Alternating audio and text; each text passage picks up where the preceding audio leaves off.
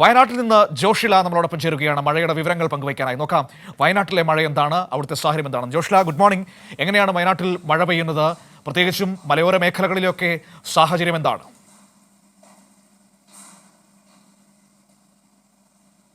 Good morning. വയനാട്ടിൽ കനത്ത മഴയാണ്. ഇന്നലെ മുതൽ കനത്ത മഴ തുടരുകയാണ്. ഇന്നലെയും ഇന്നും റെഡ് അലർട്ട് പ്രഖ്യാപിച്ച ജില്ലയാണ് വയനാട്. എന്നാൽ കനത്ത ജാഗ്രതാ നിർദ്ദേശങ്ങളുമായി വയനാട് ജില്ല മുന്നോട്ട് പോയിക്കൊണ്ടിരിക്കുകയാണ്. നല്ല തണുപ്പ് കൊണ്ട് കഴിഞ്ഞ 2 ദിവസങ്ങളിലായി. അതുപോലെ തന്നെ വിദ്യാഭ്യാസ സ്ഥാപനങ്ങൾക്ക് ഇന്നലെ മുതൽ അവധി പ്രഖ്യാപിച്ചിരിക്കുകയാണ്. ഇന്നും അവധിയാണ്. പ്രൊഫഷണൽ കോളേജുകൾ ഉൾപ്പെടെയുള്ള എല്ലാ മതപഠന സ്ഥാപനങ്ങൾക്കടക്കം ഇന്ന് അവധി പ്രഖ്യാപിച്ചിട്ടുണ്ട്.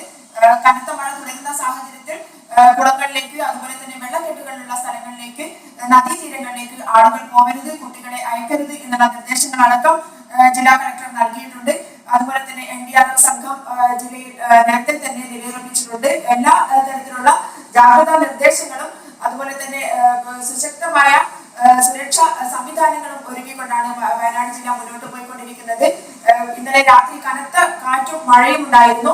എന്നാൽ കൂടുതൽ വലിയ അപകടങ്ങളൊന്നും എവിടെയും ഇതുവരെ റിപ്പോർട്ട് ചെയ്യപ്പെട്ടിട്ടില്ല എന്നുള്ളതാണ് ആശ്വാസകരമായ വാർത്ത.